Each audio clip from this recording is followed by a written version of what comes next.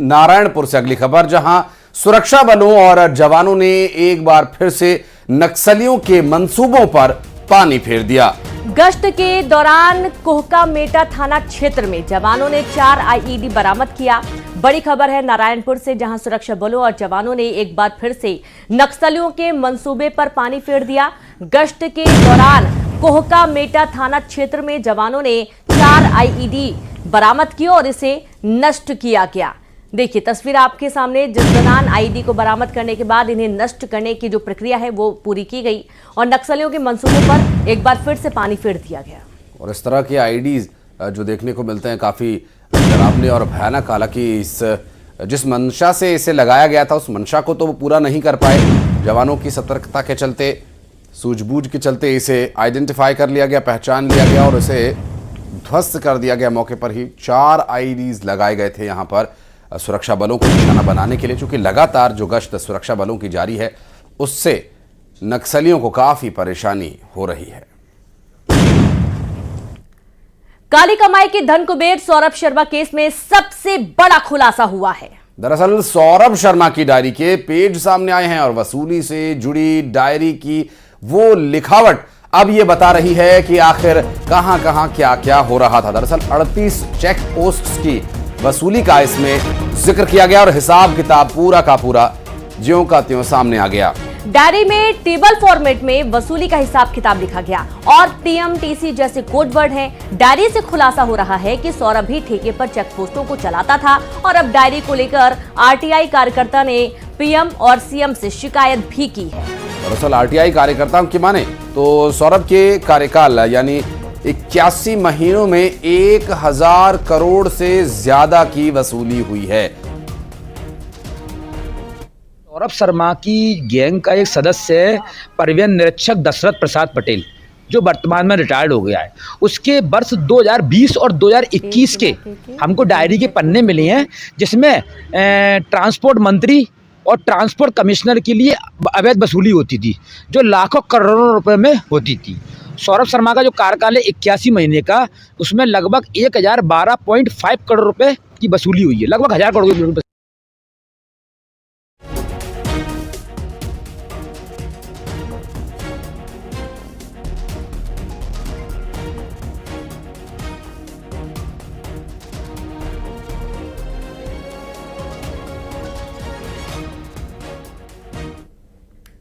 और अगली खबर इंदौर से, जहां पार्षद विवाद मामले में बड़ा एक्शन लिया गया और इस मामले में सीएम के निर्देश पर एसआईटी का गठन किया गया है। सीएम ने सख्ती से कार्रवाई के निर्देश दिए। पीएमओ ने भी मामले में रिपोर्ट मांगी है।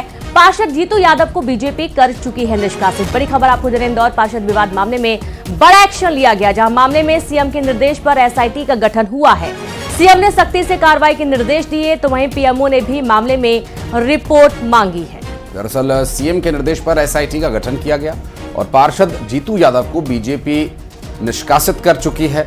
पीएमओ ने भी इस पूरे मामले में अब रिपोर्ट तलब की है। बहरहाल रिपोर्ट कब तक सबमिट होगी और उसके बाद क्या कुछ एक्शन लिया जा सकता है, ये भी देखने का विषय होगा। फिलहाल एक बड़ी कार्रवाई पार्षद के खिलाफ की गई। बिलासपुर में चाकूबाजी से सनसनी फैल गई, जहां सरकंडा में विवाद के बाद चाकूबाजी हुई। शख्स ने पड़ोसियों पर हमला कर दिया और इस हमले में 3 लोग गंभीर रूप से घायल बताए जा रहे हैं। घायलों को सिम्स में भर्ती करवाया गया। पुलिस ने आरोपी को इसके बाद गिरफ्तार कर लिया और एक शख्स ने पड़ोसियों पर हमला कर दिया था, जिसके बाद पुलिस ने तो उसे गिरफ्तार कर लिया और घायलों को इलाज के लिए अस्पताल में भर्ती कराया गया।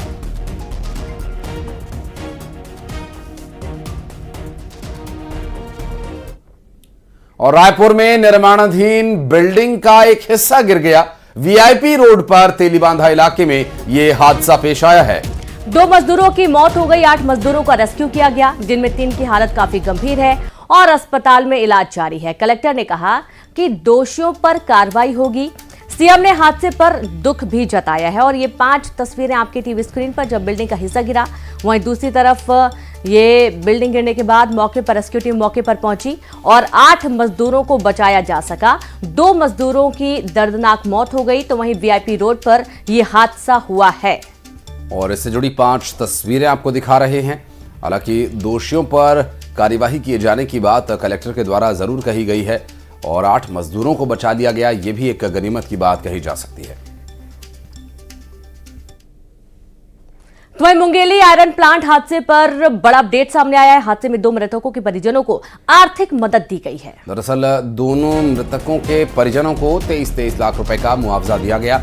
आयरन प्लांट प्रबंधन ने ये मदद की है और 2 मृतक के परिजनों से सहमति अभी नहीं बन पाई है। एक परिवार 50 लाख रुपए की मुआवजे की मांग पर अड़ा हुआ है और दूसरे परिवार ने 1 करोड़ रुपए के मुआवजा दिए जाने की मांग की और दोनों परिवारों से रविवार को एक बार फिर से बातचीत होगी और उसके बाद आगे क्या होता है ये भी देखने का विषय होगा। और चूंकि जिनके परिवार का एक सदस्य गया उनके परिवार की तो क्षतिपूर्ति भरा कोई कैसे कर सकता है, लेकिन इस सहायता राशि से परिवार को मदद जरूर की जा सकती है।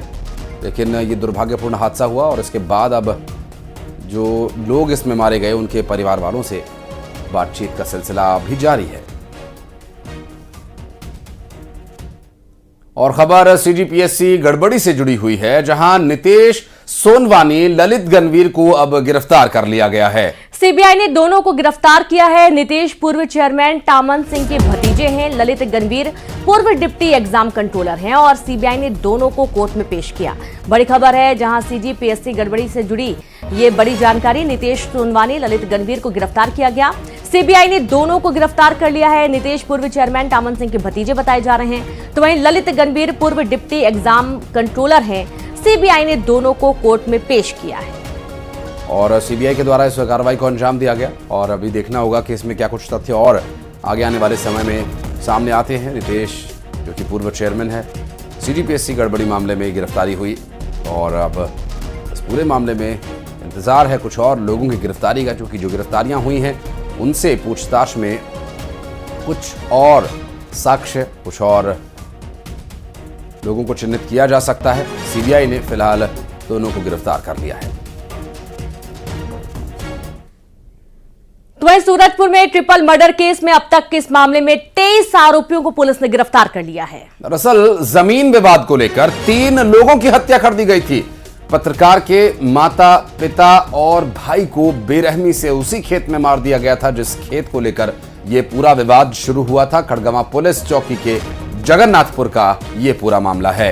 हत्या मामले में 25 से ज्यादा लोगों के शामिल होने की बात कही जा रही है। खबर सूरजपुर से है और मारपीट के दौरान की कुछ तस्वीरें आपके सामने। 23 लोगों को पुलिस ने गिरफ्तार कर लिया है। खड़गवां पुलिस चौकी के जगन्नाथपुर का ये पूरा घटनाक्रम, जहां जमीन विवाद को लेकर हत्या कर दी गई। ट्रिपल मर्डर मामले में ये एक बड़ा अपडेट सामने आया है, जहां 23 आरोपियों की गिरफ्तारी अब तक हो चुकी है।